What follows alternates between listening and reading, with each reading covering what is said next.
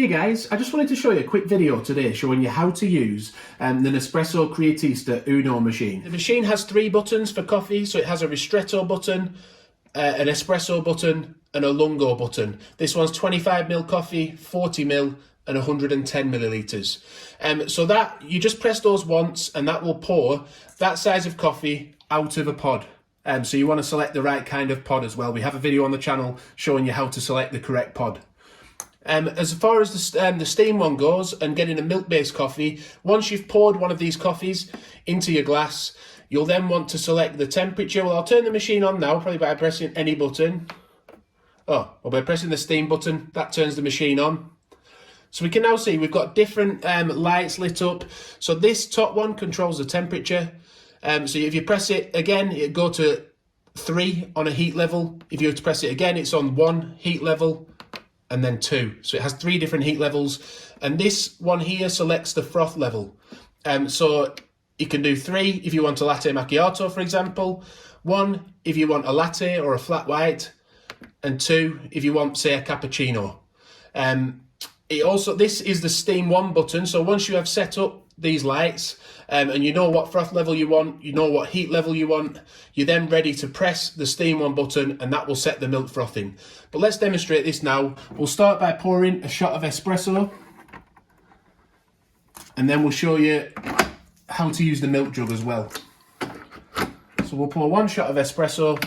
I'll press the middle button for espresso.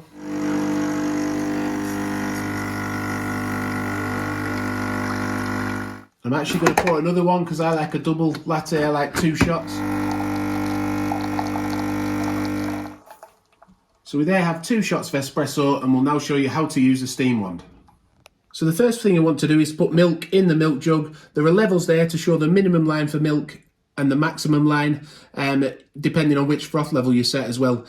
So yeah, you want to fill it to the right point for you. So I'll put it to say, I think I'm going to make a latte today, so I'll fill it near to the max line with milk. So that milk is now in the jug. I'm going to pop it under the steam wand. You want to make sure, by the way, that the metal jug is sitting on top of that metal dot there because that controls the temperature. So I'll slide that onto the metal dot. I'll set my settings up. So I like it to be nice and hot. I'm going to put it on froth level 1 for a latte and we'll set the steam one going. Do have a cloth ready to clean it, by the way.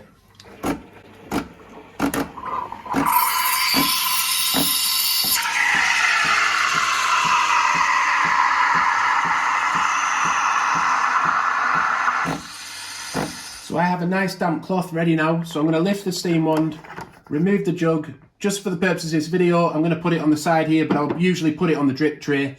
But it's a bit awkward to get at that at the minute. And you will then let the machine purge into the drip tray at the bottom. Now, as you can see, it's spraying stuff around everywhere.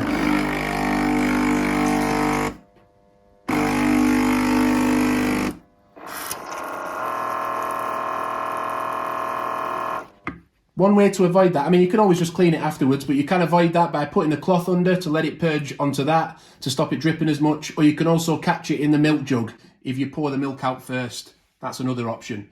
So you then just pour your milk into your glass.